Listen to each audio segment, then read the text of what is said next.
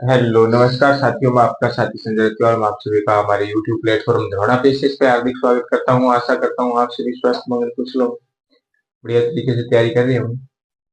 हम प्रारंभ करते हैं इंडिया हिस्ट्री, भारत का इतिहास, जिसके अंदर हमारा टॉपिक चल रहा था वैदिक काल। वैदिक काल के बारे में हमने कुछ हद तक पढ़ लिया था।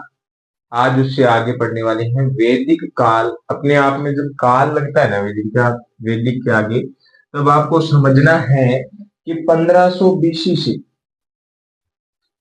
कितने 600 बीसी तक के काल को वैदिक काल कहते हैं। 1500 बीसी से 600 बीसी तक के काल को वैदिक काल कहते हैं। ये बात आपको समझ में दिमाग में आ जाती है तुरंत प्रभाव से। उसके बाद में फिर हम आगे पढ़ेंगे वैदिक कालीन भूगोलिक विस्तार। वैदिक कालीन भूगोलिक विस्तार की बात करें तब हमने वैदिक काल को दो भागों में बांटा है, ऋग्वेदी या दूसरा था हमारा उत्तर वैदिक काल। ऋग्वेदी को कहते हैं पूर्व वैदिक काल और उत्तर वैदिक काल है ये। हमें वैदिक काल के अंदर भूगोलिक विस्तार पढ़ेंगे तब इन दोनों का भूगोलिक विस्तार पढ़ेंगे, ऋग्वेदिक काल और भूगोलिक काल। और ऋग्वेदी का भूगोलिक और उत्तर वैदिक भूगोलिक काल इन दोनों का पढ़ना पड़ेगा, तब जाके हमारा क्या होगा, वैदिक काल का भूगोलिक विस्तार कंप्लीट होगा।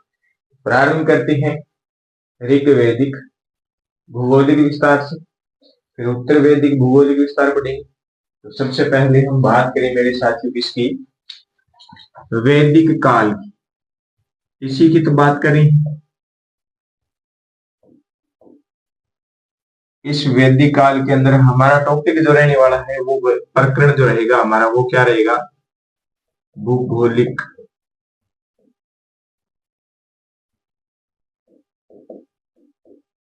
विस्तार।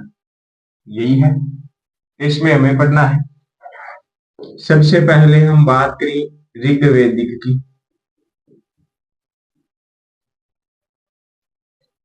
ऋग्वेदिक कालीन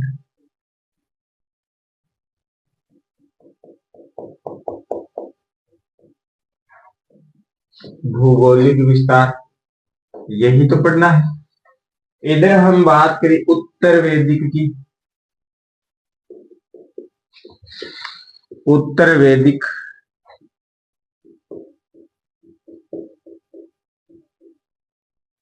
भूगोलिक विस्तार, इसी की चर्चा करेंगे। बिल्कुल सर। अब देखो विस्तार कहां कहां तक विस्तार है इसका, कहां कहां तक ये जो क्षेत्र है ये विकास कर चुका है, ये बात है। कौन कौन से क्षेत्र ऋग्वेदिक भूगोलिक विस्तार में आते हैं और कौन कौन सी उत्तर वैदिक भूगोलिक विस्तार के अंदर आते हैं, ये बात है। तो ऋग्वेदिक के अंदर हम स्टार्ट करते हैं अफगानिस्तान से मेरे साथ।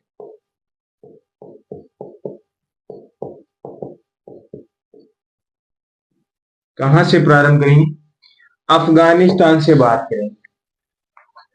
अफगानिस्तान जब नाम लेते हैं तो अफगानिस्तान जब भी नाम ले, हम भारत के अंदर कोई बात पढ़ रहे हैं तो पाकिस्तान को साथ में मिला लेना।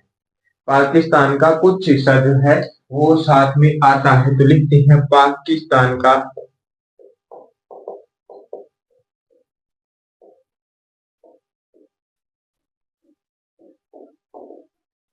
कुछ हिस्सा। पाकिस्तान के कुछ हिस्से की बात भी हम यहीं पे करने वाले। जब ये पाकिस्तान व अफगानिस्तान की बात आती है ना, तब मेरे साथियों पंजाब को साथ में लेना, क्योंकि ये पंजाब वाला क्षेत्र, हरियाणा वाला क्षेत्र, इन्हीं के साथ में तो ये इनकी बॉर्डर लगती है, इन्हीं के साथ में तो बॉर्डर लगती है। ठीक है, पंजाब हरियाणा जम्मू कश्मीर, ये भी लेना है साथ। जब जम्मू कश्मीर की बात आ जाती है, जम्मू कश्मीर की बात आ जाती है, पंजाब हरियाणा की बात आ जाती है, तब हम दिल्ली को पीछे क्यों छोड़े, क्योंकि पंजाब हरियाणा को अटैच करें तब दिल्ली के अटैच होता है हरियाणा, तो दिल्ली को भी पीछे मत छोड़ो। और जब दिल्ली की बात आए तो हम फिर हमारे राजस्थान को पीछे क्यों छोड़े, हमारे राजस्थान को पीछे क्यों छोड़े। लो जी, उत्तरी राजस्थान। एक और उत्तरी राजस्थान लिख लिया। अब लिखो पश्चिम यूपी, उत्तर प्रदेश, वैसे पश्चिम यूपी से उत्तर प्रदेश। ये जो है ये ऋग्वैदिक काल का भूगोलिक विस्तार है। आगे चलेंगे, ऊपर भूगोलिक विस्तार उत्तर वैदिक का है, उड़ा देते हैं यहाँ पंजाब हरियाणा, ये इधर लिखते हैं, इधर लिखो पंजाब आएगा तब हरियाणा आएगा, हरियाणा आएगा तो दिल्ली आएगी, दिल्ली दिल वालों की, दिल्ली आ गई। फिर लिखा हमने जम्मू कश्मीर, जम्मू कश्मीर के बाद में हमने लिखा उत्तरी राजस्थान, उत्तरी राजस्थान के बाद में हम बात करें पश्चिमी यूपी की, ये जो क्षेत्र आते हैं। फिर हम इधर उत्तर वैदिक काल में बात करते हैं तो ऋग्वैदिक काल जो है ना, ऋग्वैदिक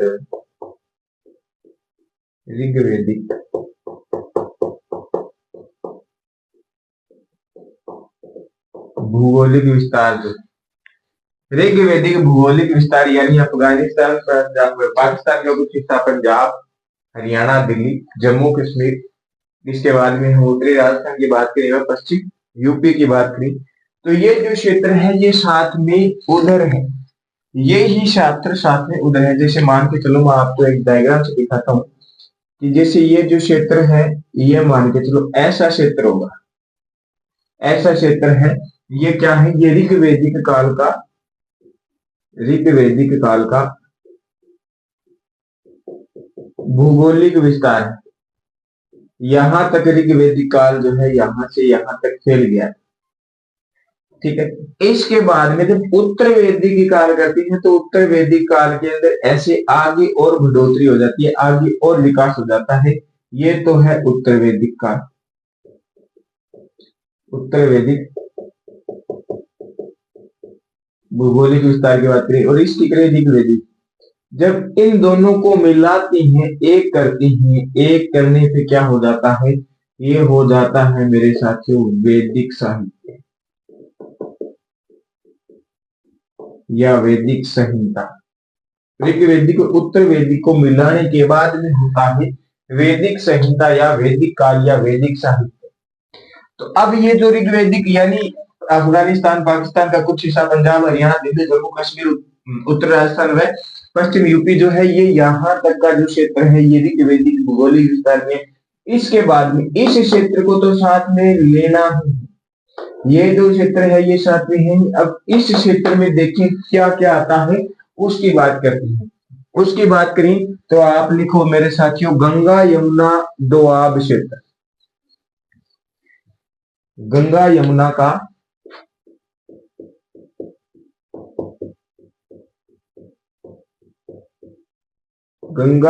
का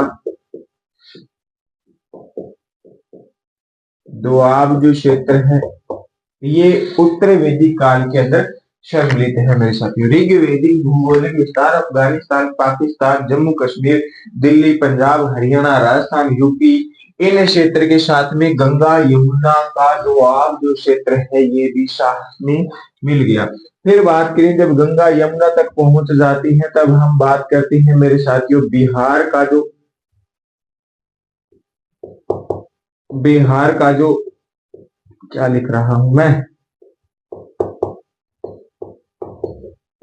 दक्षिणी हिस्सा जो है ना, बिहार का दक्षिणी हिस्सा ये भी साथ में जुड़ गया। यहाँ पे कौन सा, बिहार का दक्षिणी हिस्सा भी साथ में जुड़ गया।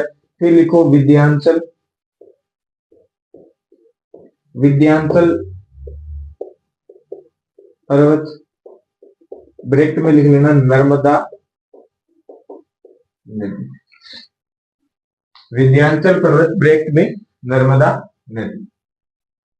ये उत्तर वैदिक भूगोलिक विस्तार है और ये मेरे पीछे जो आपको इस साइड में दिखाई दे रहा है ये आता है आपका ऋग्वैदिक भूगोलिक विस्तार। समझ में आई कहानी, बहुत बढ़िया। अब आगे चलते हैं, अभी हम ऐसे ही पढ़ रहे हैं, इधर ऋग्वैदिक इधर उत्तर वैदिक। आगे हम ऋग्वैदिक की बात करेंगे तब ऋग्वैदिक अकेला लेके चलेंगे, बढ़िया विस्तार पूर्वक। अभी बेसिक जानकारी, बेसिक लेना जरूरी है अगर ये आपके कॉन्सेप्ट क्लियर हो गया तो आप बता सकते हो, प्रश्न कहीं से भी है आपसे ही कर सकते हो। इधर ये देखेंगे, आप देखते हैं उत्तर वैदिक देख लिया, अब देखते हैं और आगे से। इधर ऋग वैदिक की हम चारों दिशाएं क्लियर करने वाले हैं, इधर उत्तर वैदिक की हम चारों दिशाएं क्लियर करने वाले हैं। तो लिखो, चार दिशा बनानी है आपको, तो ऐसे एक प्लस का निशान देना पड़ेगा। ऊपर में कौन? उत्तर में, इधर पश्चिम में, इधर पूर्व में, इधर दक्षिण में। उत्तर में लिखो मेरे साथियों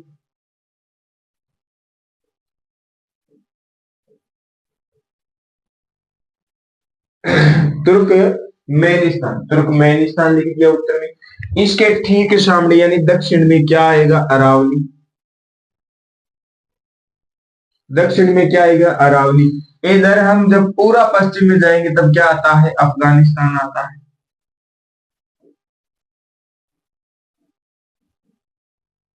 क्या आता है? अफगानिस्तान आता है।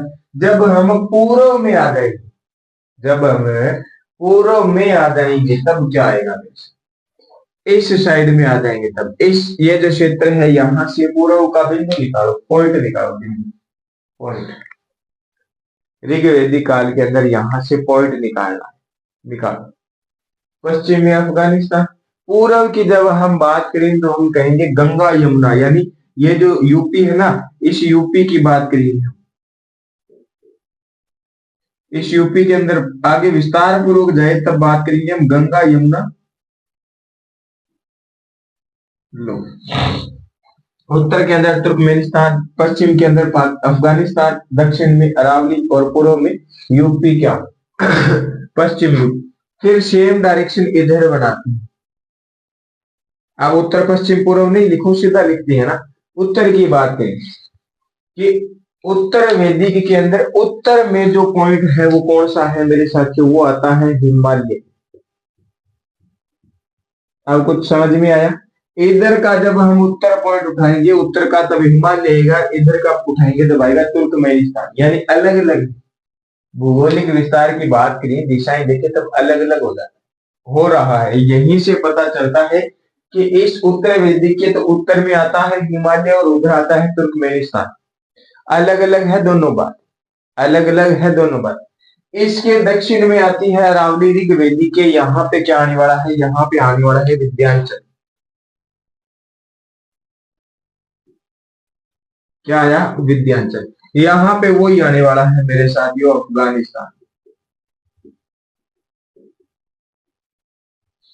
अफगानिस्तान इधर बदल जाएगा, पहले गंगा यमुना था, अब आ जाएगी गंडक नदी। कौन सी नदी मेरे साथियों? गंडक नदी। पूर्व में गंडक नदी। ये तो है क्या? ऋग्वेदिक काल की उत्तरी दिशा, दक्षिणी और पूर्व व पश्चिम विस्तार है। यहाँ ऋग्वेदिक का विस्तार उत्तर के अंदर तुर्कमेनिस्तान तक है, दक्षिण में अरावली तक है, पूर्व में यूपी गंगा यमुना तक का जो क्षेत्र आता है यहाँ तक, और यहाँ पे पश्चिम में अफगानिस्तान तक। उत्तर की बात करें तो उत्तर में, उत्तर के अंदर हिमालय, इधर अफगानिस्तान, दक्षिण में विंध्याचल और पूर्व के अंदर गंडक। यहाँ तक उत्तर वैदिक काल का भौगोलिक विस्तार। समझ गए? बहुत बढ़िया। अब हम आगे चलते हैं, आगे और बात करते हैं कि ऋग्वेदिक के अंदर कौन कौन से प्रदेश पढ़नी है, इधर उत्तर वैदिक के अंदर कौन कौन से प्रदेश पढ़नी है। जैसे मैप की बात करूं मैं मैप की बात करूं, जैसे ये मैप है, ऐसे मैप मान के चलो। अब हम बात करें यहां से यहां तक की, फिर हम बात करेंगे यहां से यहां तक की। तो ये जो विस्तार जो हो रहा है ना, ये इनको, इनके प्रदेश है। ये बीच में नदी भी आती है, यहाँ से नदियां भी निकलती है, ऐसे भी निकलेगी। ये तो नदियां हैं, इन नदियों वाले क्षेत्र को भी प्रदेश कहते हैं, या फिर बाकी जो क्षेत्र है ये कौन से प्रदेश में आते हैं, ये बात हम करने वाले हैं। ये बात हमें करने वाली है। ऐसे भारत का मैप बनेगा, उसके अंदर जाएंगे तो यहाँ से हमारा स्टार्ट होता है टॉपिक, ऐसे निकलने वाला है। ये जो क्षेत्र निकाला हमने ये वाला, अभी हम देखते हैं इसके अंदर, अभी हम अच्छे तरीके से देखते हैं कि ऋग्वेदिक में कौन से प्रदेश देखनी है और उत्तर वैदिक के अंदर कौन से प्रदेश देखनी है, उन प्रदेशों के बारे में हमें बात करने वाले। मैं बात करूं ऋग्वेदिक के अंदर हम बात करके आए थे सप्त सिंधु प्रदेश की। पहले जब हम प्रथम दिन हमने क्लास देखी थी तब हम प्रारंभ करके आए थे मेरे साथियों सप्त सेंधव। सप्त सेंधव प्रदेश की हमने बात की थी, वो यहीं पे हम पढ़ने वाले। सप्त सेंधव प्रदेश कौन सा? 7 नदियों का जो क्षेत्र है, सप्त यानी 7 नदियों का क्षेत्र जो है उसके बारे में हम पढ़ेंगे। एक प्रदेश के बारे में सप्त सेंधव प्रदेश। ब्रह्मव्रत प्रदेश के बारे में हम पढ़ने वाले हैं इसी के अंदर, ब्रह्मव्रत प्रदेश। ये दो प्रदेश सप्त सिंधु व ब्रह्मवर्त प्रदेश जो है इसके बारे में हमें कहाँ पे पढ़ने वाली है? ऋग्वेदिक भौगोलिक विस्तार में हमें पढ़ने वाले हैं। फिर हम यहाँ पे बात करें कि यहाँ पे उत्तर वैदिक के अंदर कौन कौन से प्रदेश पढ़ेंगे। तो उत्तर वैदिक के अंदर हम सबसे पहले पढ़ेंगे बिल्कुल भारत का जो बीच का बात करें हम क्षेत्र जो आ जाता है जिसे कहते हैं मध्य देश या मध्य प्रदेश। लेकिन मध्य देश कहते हैं, मध्य प्रदेश की बात करें तो आप फिर अलग चले जाओ, मध्य प्रदेश अलग क्षेत्र है ना, हाँ वो अलग स्टेट में वहां पे चले जाओगे, इसीलिए बीच का जो क्षेत्र होता है इसे कहते हैं मध्य देश। बिल्कुल मध्य देश एक तो ये, एक तो यही। एक बात करें हम ब्रह्म प्रदेश, किसकी? ब्रह्म प्रदेश की, सीधा ब्रह्म प्रदेश। ये जो प्रदेश है दो, मध्य व ब्रह्म प्रदेश, इनके बारे में हम उत्तर वैदिक काल के अंदर पढ़ने वाले हैं मेरे साथ। उत्तर वैदिक काल के अंदर हम पढ़ेंगे, ऋग्वैदिक काल के बारे में हम विस्तार पूर्वक जानकारी करेंगे। बिल्कुल बहुत बढ़िया। अभी तो चल रहा है हमारा बेसिक, अभी हमने ऊपर ऊपर का बेसिक देखा है, अब थोड़ा अंदर चलती है, अब थोड़ा अंदर चलती हैं। अभी हम ऋग्वेदिक के अंदर बात करने वाली हैं कौन सी नदियां हैं, कौन से पर्वत है, कौन सी पहाड़ी है, किसको किस नाम से जाना जाता है, सारी की सारी बात हम करने वाले हैं। ऋग उत्तर वैदिक की बात करेंगे तो उत्तर वैदिक में भौगोलिक जो विस्तार है ये कैसे हुआ, क्या कारण था, किसके अंदर क्या जानकारी मिलती है। ग्रंथ की भी बात करेंगे हम, प्राचीन ग्रंथ के ऋग्वेदिक के जो ग्रंथ है, उत्तर वैदिक के ग्रंथ है, इनके बारे में नदियों के माध्यम से विस्तार होता है, पर्वतों से होता है, चोटियों से होता है, किसके अंदर क्या बात लिखी हुई है, हम सभी की सभी पढ़ने वाले हैं। तो अब हम देखने वाले हैं, तो मेरे साथियों सबसे पहले हम देखेंगे ऋग्वेदिक का भौगोलिक विस्तार। विस्तार के अंदर मैं आपको बात जो बताऊंगा वो बातें हम आगे डिटेल से गहराई से पढ़ने वाले हैं, अभी आप सीधा उपरूप से देखोगे। जैसे हमने देखा अभी यहाँ पे सप्त सैंधव प्रदेश, तो ये जो इसके अंदर 7 नदियां हैं उसके बारे में देखेंगे कि 7 नदियां कौन कौन सी है। ठीक है, सप्त सैंधव जो है इसको और किस नाम से जाना जाता है वो अभी हम देखने वाले हैं। इसको देवव्रत योनि के नाम से भी जाना जाता है, ऐसे कहते हैं, वो हम आगे बात करेंगे क्यों कहते हैं ऐसे। गंगा यमुना नदी का जो दोआब है उसके बारे में हम बात करेंगे। गंगा का ऋग्वेदिक के अंदर कितनी बार उल्लेख है, यमुना का कितनी बार है, सरस्वती का कितनी बार है, सरस्वती को और किस नाम से जाना जाता था, सारी सारी बातें हम करने वाले हैं। पर्वत कौन सा आता है, उस पर्वत की कौन कौन सी चोटियां ऋग्वेदिक काल में शामिलित है वो हम देखने वाले हैं। तो ऐसे करके हम जो है एक बार विस्तार जो है थोड़ा सरल तरीके से देखने वाले हैं, फिर हम चलेंगे आगे। बात करते हैं जब भी हम नया टॉपिक स्टार्ट करते हैं या फिर जो भी हमारा नियम है, जिस नियम के अनुसार हम चलते हैं, तो वो हमारा जो नियम है वो नियम है मेरे साथियों सरलता से कठिनता की ओर, जीरो से शब्द की ओर चलना है हमें ना, कि बिना किसी ज्ञान के हमें आगे शब्दों की जानकारी प्राप्त करने चलने वाले हैं। छोटे शब्द से बड़े शब्द की तरफ चलेंगे तो वो हमारा नियम है, इसीलिए हम सरलता से कठिन की ओर चल रहे हैं, ताकि पहले आपको शॉर्ट रूप से कोई तरीका याद हो जाएगा ना, उसके बाद में आप विस्तार से तो याद कर ही सकते हो। जब तक आपको शॉर्ट यानी सरलतम रूप से कोई चीज याद नहीं हो रही है, आपके समझ में नहीं आ रही है, तो आप उसका कठिन रूप कभी भी धारण नहीं कर सकते, कभी भी आप उसे बढ़िया तरीके से नहीं कर सकते। फिर आपकी वो उतनी ही चीज याद रहती है जो आपको दिमाग में सरल लगती है, और 2-4 लाइनें ही आपको याद रहती है, बाकी आप भूल जाते हो। तो ये जो हमने लिखा है मैं आशा करता हूँ आपने ऐसा का ऐसा आप नोटबुक के अंदर नोट कर रही होंगी। इसके बाद में हम आगे चलते हैं, आगे बात करें तो ऋग्वैदिक कालीन भौगोलिक विस्तार की बात करने वाले हैं। कौन सी पर्वत है, कौन सी नदियां हैं, कौन सी चोटियां हैं, किसको किस नाम से जाना जाता है, वह किसका उल्लेख ऋग्वेदिक काल के अंदर हुआ है। ठीक है, तो करते हैं इसको साफ। अभी पहले देखेंगे ऋग्वेदिक, तो उत्तरवेदिक की अपने को जरूरत नहीं है।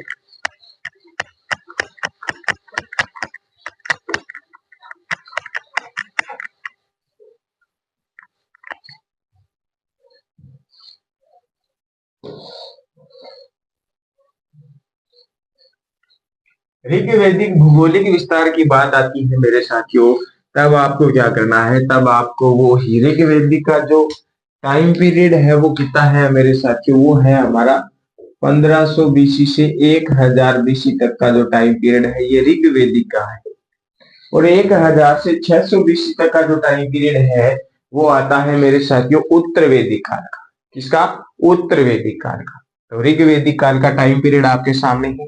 अब ऋग्वेदिक के अंदर हम देखने वाले हैं और आगे क्या जानकारी, और आगे क्या जानकारी। सबसे पहले मैं बात करूं, सबसे पहले हम बात करने वाले हैं मेरे साथियों किसकी, पूरे के पूरे वैदिक काल की, यानी वैदिक संहिता की।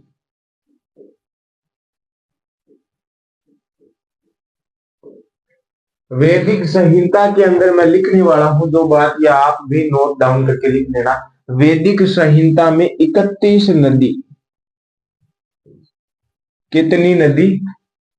31 नदी का उल्लेख है, यह बात लिख लेना।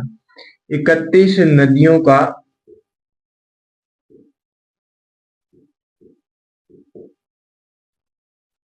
यानी ऋग्वेदिक व उत्तर वैदिक दोनों को मिलाने के बाद वैदिक संहिता बनती है। इस वैदिक संहिता या वैदिक साहित्य या वैदिक काल के अंदर 31 नदियों का उल्लेख मिलता है, जिसमें से ब्रैकेट में लिख लेना या नीचे लिख लेना, मैं ब्रैकेट में लिखता हूं, जिसमें से लिखना ऋग्वेदिक के अंदर,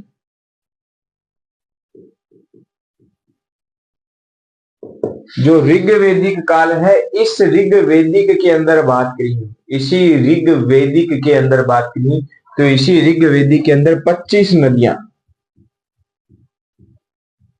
कितनी नदियां? 25 नदियां। इन्हीं 25 में से मैं बात करूं ऋग्वेदिक के अंदर नदी सूक्त की बात करूं, 21 नदी, कितनी नदी? 21 नदी आती है। 31 में से 25 घटाने पे मेरे साथियों 6 बचती है, और 6 जो है ये उत्तर वैदिक या बाकी अन्य पार्ट के अंदर आती है, यह बात आपको ध्यान में रखनी। इन्हीं 25 में से नदी सूक्त, सूक्त जो हम देखते हैं ना, सूक्त मंडल, सूक्त अष्टक, मंत्र, वो वाली बात है, तो उस सूक्त के अंदर आती है मेरे साथियों 21 नदियां। ऋग्वेद के सूक्त के अंदर आती है 21 नदियां। टोटल ऋग्वेद में कौन सी आती है? वो आती है 25 नदियां। सूक्त में 21 आती है, बाकी की 25 में से जो 4 है वो मंडल में आ सकती है, मंत्र में आ सकती है, अष्टक में आ सकती है, तो वो बाकी की 4 अन्य भाग जो है ऋग्वेदी को उनमें आती है। 21 नदियां आती है सुप्त नदी के अंदर। तो अभी हम, ये तो आपने अलग से लिखना है। अब हम ऋग्वेदिक कालीन भौगोलिक विस्तार के अंदर वापस प्रवेश करने वाले। कौन से? वापस करने वाली। अभी हम बात करें 10वें मंडल की। हमने मंडल पढ़े थे ना, 10वें मंडल में, 10वें मंडल में नदी सूक्त, 10वें मंडल में क्या आता है? नदी के बारे में जो सूक्त है वो सूक्त आता है। और इस सूक्त के अंदर जो हमें जानकारी मिलती है वो मिलती है हमें अफगानिस्तान की नदियों की।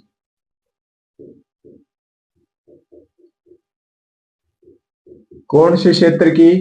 अफगानिस्तान की नदियों की जानकारी जो है वो हमें इसी 10वें मंडल के अंदर जो नदी का सूक्त आता है उसके अंदर अफगानिस्तान की नदियों की जानकारी है।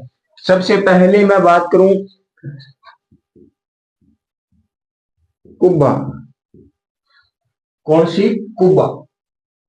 फिर दूसरे की मैं बात करूं वो आती है, ऐसे लिखना पड़ेगा, करमू। कौन सी? करमू आती है। तीसरी की मैं बात करूं वो आती है सुवास्तु, सुवास्तु। चौथी की मैं बात करूं वो आती है गोमती।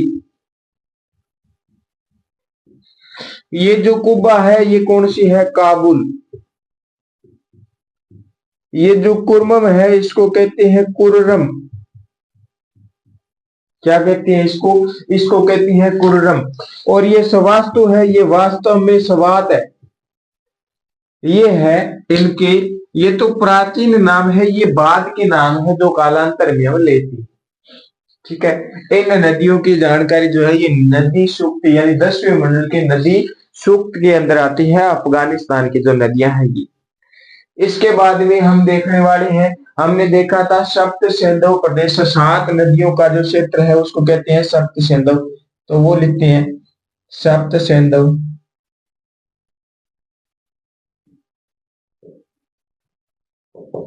इसी को क्या कहते हैं मेरे साथियों? इसी को कहती हैं, मैंने बताया था ना, देवकृत योनि। देवकृत योनि यानी जितने भी देवता है, देवता है, इन देवता का क्या हुआ है? देवता का यहां से इस सप्त सिंधु प्रदेश से जन्म हुआ है, ऐसा मानते हैं कि ये जो नदियां हैं, इन नदियों का जो क्षेत्र है इसे कहते हैं देवकृत योनि, की इस क्षेत्र की योनि से देवताओं का क्या हुआ है? जन्म हुआ है। ये बात आपके समझ में आई? बहुत बढ़िया मेरे साथियों, बस बढ़िया तरीके से नोट्स बनाओ और लिखते जाओ। सप्त सिंधु यानी 7 नदियों का प्रदेश, यहां से 7 नदियों का जो प्रदेश है, यानी 7 नदियां जो है इनका क्या है? ये क्षेत्र है। कौन कौन सी 7 नदियां हैं? कौन कौन सी 7 नदियां हैं? तो आपको लिखना है सिंधु,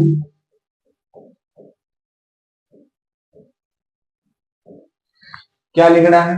सबसे पहले लिखना है सिंधु, फिर लिखना है सिंधु के साथ में झेलम, सिंधु झेलम, फिर लिखो चिनाब, फिर लिखो रावी, चिनाब रावी,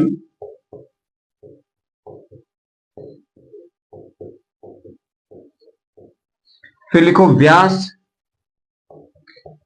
इस व्यास के ब्रैकेट में लिखना, इस व्यास के ब्रैकेट में लिखना,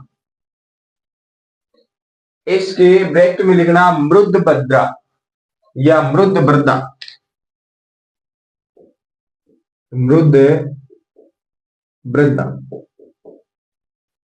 मृदभद्रा। आपको ये मृदभद्रा नाम मिले या व्यास मिले तो दोनों एक ही नाम है, ये बात आपको ध्यान में रखनी। समझ में आई? फिर बात करें रावी, झेलम, चिनाब, व्यास, सतलज। कौन सी? सतलज। सतलज के बाद में जो बचती है हमारी माता विद्या की सरस्वती। ये 7 की 7 क्या है? नदियां। इन नदियों के क्षेत्र को, इन नदियों के प्रदेश को कहते हैं मेरे साथियों सप्त सिंधु प्रदेश। क्या कहती हैं? सप्त सिंधु प्रदेश। ये बात हम कर चुके हैं। इसी में से प्रश्न उठाएं मेरे साथियों, इन्हीं नदियों में से प्रश्न उठाएं। किसका? हम उठाते हैं सिंधु का। किसका उठाती हैं? सिंधु का। इस सिंधु की बात करें, इस सिंधु की बात करें मेरे साथियों, तो इस सिंधु का, इस सिंधु नदी का ऋग्वेदिक, आर से लिख रहा हूं मैं, ऋग्वेदिक के अंदर, ऋग्वेदिक काल के अंदर सर्वाधिक उल्लेख है। क्या है? सर्वाधिक।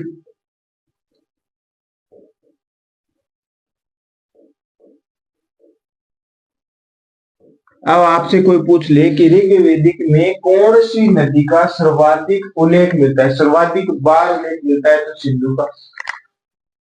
किसका? सिंधु का। बहुत बढ़िया। फिर आपसे ये पूछ ले कि चलो ये बताओ, सर्वाधिक बार तो सिंधु का हो गया, लेकिन एक बार किसका उल्लेख मिलता है? सिर्फ एक ही बार उल्लेख किसका मिलता है? तब आप बताओगे कि एक बार जो उल्लेख मिलता है ये गंगा का मिलता है। अगर आपसे पूछ ले गंगा के साथ में हम बात करें यमुना की, तो यमुना का मिलता है मेरे साथियों 3 बार।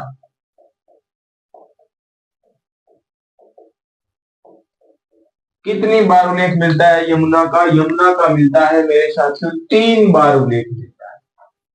गंगा का 1 बार, यमुना का 3 बार।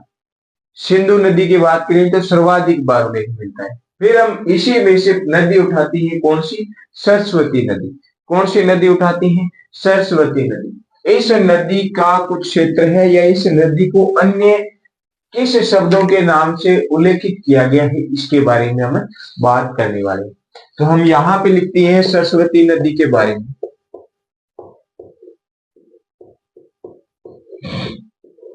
इस सरस्वती का भी उल्लेख है, लेकिन अन्य नामों से। इसका नाम मिलता है लदी लंबा, लदी नदी लम्मा, नदी लम्मा के नाम से इसका उल्लेख है मेरे साथ। नदी लम्मा सरस्वती, कौन सी? सरस्वती। फिर मिलता है मारते तम्मा, सरस्वती माता हो माते, मारते तम्मा के नाम से। माता कहते हैं ना अपन, माता है तो ये क्या है? बिल्कुल। फिर सरस्वती माता को हम क्या ही देती हैं कि सरस्वती माता क्या है साथियों? ये नदी है। क्या है? नदी है। नदी होती है, नदी माता होती है, नदी है। सरस्वती नदी है, नदी। सरस्वती क्या है? माता, यानी देवी है। सरस्वती माता देवी है, देवी है, बिल्कुल है। शिक्षा के क्षेत्र में सरस्वती माता को याद किया जाता है, तब इसको कहते हैं देवी तम्मा। देखो, नदी लम्मा, मात्रे तम्मा और देवी तम्मा। नदी लम्मा की बात करें तो नदी तम्मा, मात्रे तम्मा, देवी तम्मा कह सकते हो, बिल्कुल कह सकते हो। ये तीन नाम जो है, इस नाम से सरस्वती माता को, सरस्वती नदी को जानते हैं, माता को नहीं, सरस्वती नदी। फिर हम बात करें ऋग्वेद के अंदर और क्या जानकारी है, तो और साथियों वाणी संगीत, वाणी, वाणी समझते हो, बिल्कुल शुद्ध वाणी। संगीत, देवताओं की यानी देवियों की, लिखो देवी।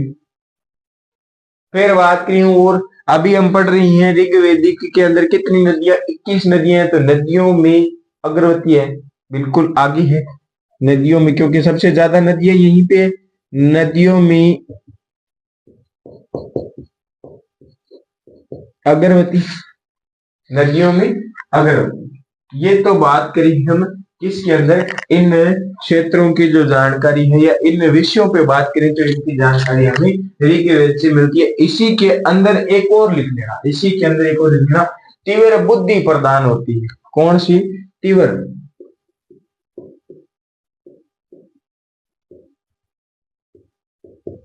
ये भी इसमें एक शामिल कर लेना ऋग्वेद के अंदर। ये बात है मेरे साथियों ऋग्वेद के अंदर।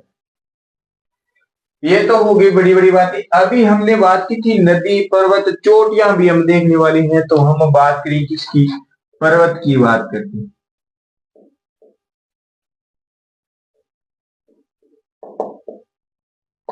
पर्वत की बात करें तो पर्वत के अंदर लिखना है पश्चिमी हिमालय। कौन सा हिमालय? पश्चिम क्षेत्र का हिमालय।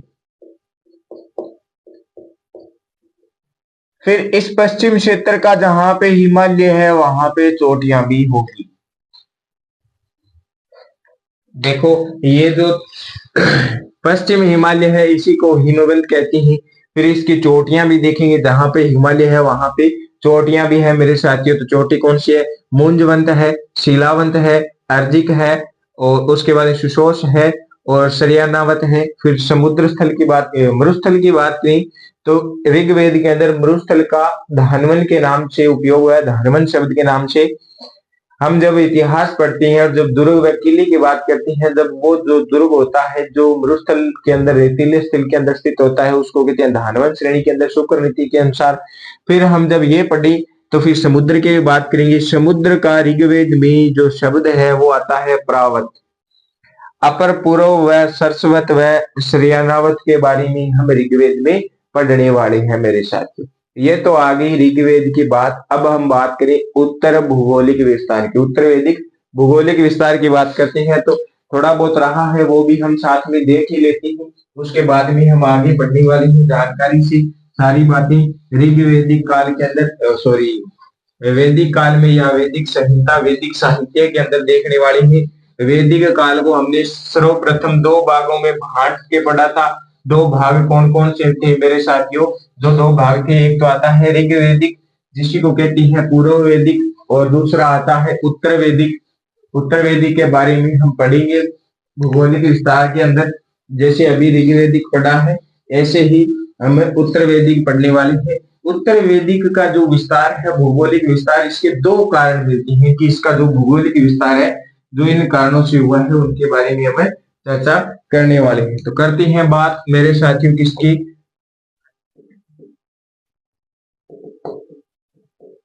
उत्तर वैदिक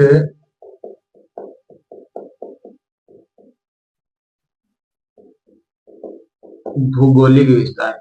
इसके मेरे साथियों दो कारण है, इसका विस्तार कैसे हुआ, इसका विस्तार जो है कैसे हुआ, ये बताते हैं कि राजाओं के द्वारा विजय प्राप्त कर क्षेत्र विस्तार करना। पहला कारण लिखो, राजाओं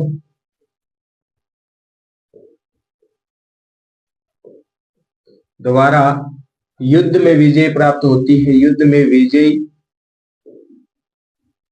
प्राप्त कर अपने क्षेत्र का विस्तार करना, एक कारण तो ये है। और दूसरे कारण की हम बात करें साथियों, दूसरा कारण क्या है, कुल्हाड़ी। कुल्हाड़ी समझते हो ना, इस कुल्हाड़ी, लोहे की कुल्हाड़ी से जंगलों को काट कर आग के माध्यम से जंगलों को जलाकर क्षेत्र विस्तार। तो कुल्हाड़ी कौन सी होगी साथियों, लोहे की कुल्हाड़ी से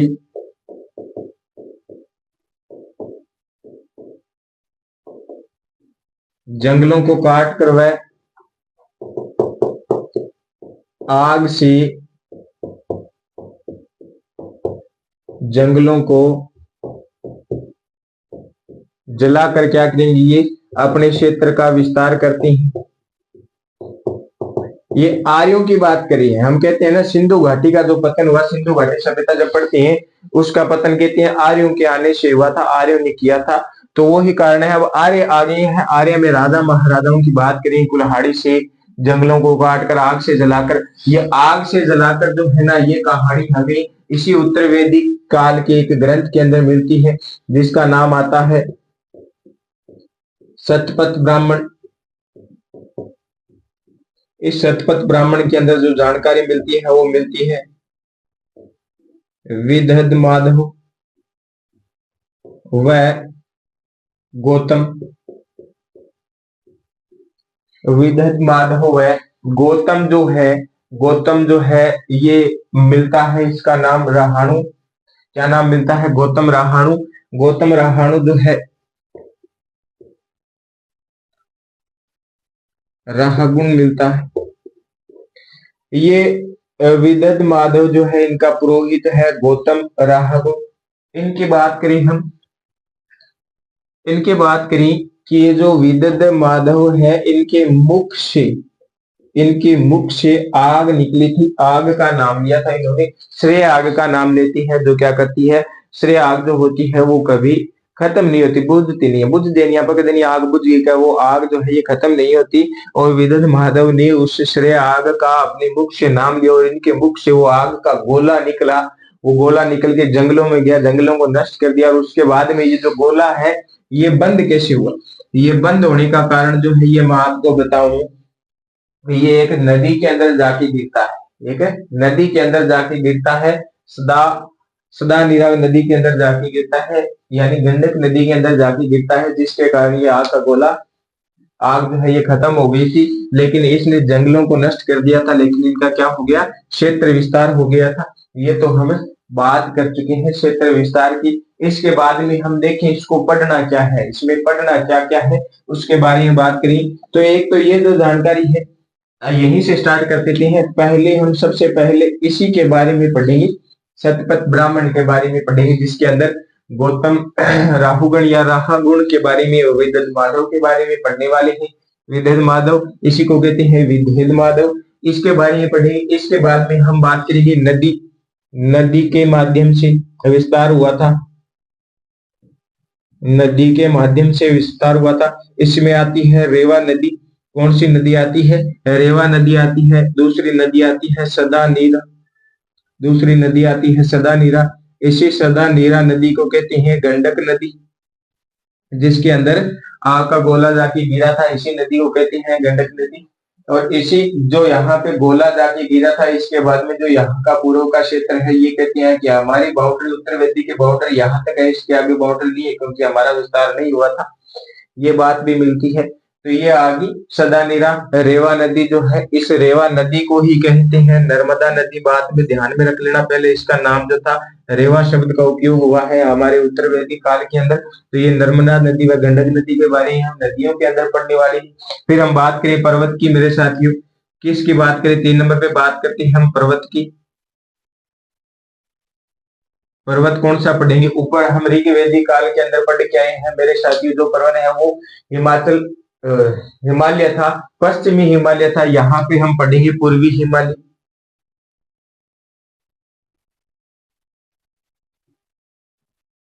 पूर्वी हिमालय, क्योंकि हमने ऐसे बना के एक डायग्राम देखा था जिसमें पहला वो जो भाग था वो ऋग्वेदिक था, उसके बाद में आगे जो विस्तार होता है ये उत्तर वेदिक का होता है। तो यहाँ पे हिमालय जो है ये पश्चिमी, और इधर अंतिम में हम पढ़ने वाले हैं जो क्या पढ़ेंगे, इसके पूर्वी हिमालय के अंदर बात करने वाली है। पूर्वी हिमालय है, तब यहाँ पे क्या आएगी मेरे साथियों? चोटियां भी आएगी। तो यहाँ पे चोटियां भी है जिसके बारे में हम चर्चा करने वाले हैं। सबसे पहले मैं बात करूं मैनाक चोटी की। कौन सी चोटी? मैनाक चोटी की। इसके बारे हम विस्तार से जानकारी देखेंगे। इसके बाद में मैं बात करूं, यहाँ पे एक चोटी और है जिसको कहते हैं त्रिककूद। त्रिककूद चोटी के बारे में भी हम पढ़ने वाले हैं यहीं पे। फिर आती है कौंच चोटी आती है, कौंच चोटी के बारे में भी हम पढ़ने वाले हैं। कौंच चोटी के बारे में भी हम पढ़ेंगे। तो ये जो 3 चोटियां हैं इनके बारे में हम विस्तार से पढ़ेंगे। ये पढ़ेंगे तब हम यहाँ पे मैं एक चौथा लिखता हूं, वो भी पढ़ने वाले हैं। अथर्ववेद की भी बात करेंगे हम। किसकी बात करेंगे? अथर्ववेद की बात करेंगे। अथर्ववेद की बात यहाँ से हम जो गंडक नदी है इसका जो आगे का हिस्सा है जिसके अंदर क्या है, ये आग का गोला जाके गिरा था, उसके बाद में हम इसको कहते हैं पूर्व, यानी आगे का जो क्षेत्र है पूर्व का क्षेत्र, इसे हम छोड़ देते हैं। तो वो हम अथर्ववेद के अंदर देखने वाले हैं। यहाँ पे कैसे देखेंगे? यहाँ पे हम जब बात करते हैं जनपद की, तो यहाँ पे मगध व अंग की बात करेंगे। किसकी बात करें? मगध व अंग की चर्चा। मगध व अंग की चर्चा होती है जिसको कहते हैं दूरस्थ। क्या कहते हैं? दूरस्थ स्थल है ये, या दूरस्थ प्रदेश है। इसी दूरस्थ को कहते हैं ध्रुव प्रदेश। ध्रुव प्रदेश, क्योंकि ये जब हम यहाँ पे नदी के माध्यम से देखेंगे तब हम देखेंगे कि ये जो आग का गोला है यहाँ पे जाके गिरा था, तो इसके बाद का जो क्षेत्र आता है जो आता है दूरस्थ प्रदेश या ध्रुव प्रदेश, इसकी भी हम चर्चा करेंगे। जब हम इनकी चर्चा करेंगे तब हमें एक क्षेत्र और पढ़ेंगे, एक क्षेत्र और पढ़ेंगे जिससे कहते हैं मध्य प्रदेश। मध्य प्रदेश के बारे में हमने बात की थी कि ना कि कौन सा प्रदेश पढ़ेंगे, मध्य प्रदेश पढ़ेंगे। मध्य प्रदेश जो है ये कैसे पढ़ेंगे इसके बारे में बात करते हैं। तो देखो सबसे पहले हम बात करें गंगा। गंगा के साथ में हमने एक नदी देखी थी, कौन सी? यमुना। इनका जो कौन सा क्षेत्र आता है? इनका दोआब क्षेत्र आता है। दोआब क्षेत्र की बात करेंगे। इस दोआब क्षेत्र को कहते हैं बृहस्पति प्रदेश या ब्रह्मी प्रदेश। इनको पढ़ेंगे। इनके पढ़ने के बाद में हम बात करेंगे मध्य देश की। मध्य देश की बात करेंगे, मध्य देश पढ़ेंगे हम। इसकी बात करते हैं, ये मध्य देश पढ़ेंगे। ये मध्य देश जो है इसको कहते हैं हिमचल। इस हिमचल की भी हम चर्चा करने वाले हैं। तो ये हम क्या है विस्तार से पढ़ेंगे इनको। तो हमने सबसे पहले देखा ऋग्वेदिक का भौगोलिक विस्तार जो है अफगानिस्तान, पाकिस्तान का कुछ हिस्सा, पंजाब, जम्मू कश्मीर, हरियाणा, दिल्ली, पश्चिम राजस्थान उत्तरी राजस्थान व पश्चिम यूपी यानी उत्तर प्रदेश की बात कर चुके थे। इसके बाद में हमने उत्तर भौगोलिक बात की थी जिसके अंदर ऋग्वेद तो आता ही है, इसके साथ में कुछ स्थल और जुड़ जाते हैं, कुछ क्षेत्र और जुड़ते हैं जिनको कहते हैं गंगा यमुना का दोआब क्षेत्र, बिहार का दक्षिण क्षेत्र। इसके बाद में विंध्याचल पर्वत व नर्मदा वाली बात कर चुके हैं हम। ये जो बातें हैं ये हम आज पढ़ चुके हैं। इसके बाद में हमने चारों दिशाओं के जो क्षेत्र देखे थे वो देखे थे। ऋग्वेदी के अंदर उत्तर का जो क्षेत्र आता है जिसको कहते हैं तुर्कमेनिस्तान, दक्षिण का क्षेत्र आता है अरावली, पश्चिम का क्षेत्र आता है अफगानिस्तान, और पूर्व का क्षेत्र आता है गंगा यमुना यानी पश्चिम यूपी वाला जो क्षेत्र है। उसके बाद में उत्तर वैदिक भौगोलिक विस्तार की बात करें तो इसके उत्तर में जो हम विस्तार देखते हैं वो कहाँ तक होता है मेरे साथियों, हिमालय तक होता है। दक्षिण की बात करें विंध्याचल पर्वत तक, पश्चिम की बात करें वो ही अफगानिस्तान में, उत्तर की बात करें तो गंडक नदी तक हम पढ़ने वाले हैं। उसके बाद में हमने सप्त प्रदेश ब्रह्मवर्त प्रदेश की बात की थी, मध्य प्रदेश या ब्रह्म प्रदेश की बात की थी। ये बात हम यहाँ पे भी कर चुके हैं और इनको हम आगे विस्तार पूर्वक पढ़ने वाले हैं। भौगोलिक विस्तार के अंदर क्या पढ़ना है, नदियों के माध्यम से, पर्वतों के माध्यम से, चोटियों के माध्यम से या फिर प्रदेश के माध्यम से, ये बात हम कर चुके हैं। तो ये जो आगे की क्लास है हम उसके अंदर देखने वाले हैं इनकी आगे की जानकारी। तो आज के लिए इतना ही, आशा करता हूँ आपको ये क्लास अच्छी लगी है तो लाइक करें, कमेंट करें, वीडियो को अपने साथियों के साथ ज्यादा से ज्यादा शेयर करें ताकि वो भी, जो आपके साथी जो हमारे साथ नहीं जुड़ पाए हैं वो भी जुड़े और क्लास का फायदा उठाए यानी लाभ लें। तब तक के लिए धन्यवाद, मिलते हैं अगली क्लास में।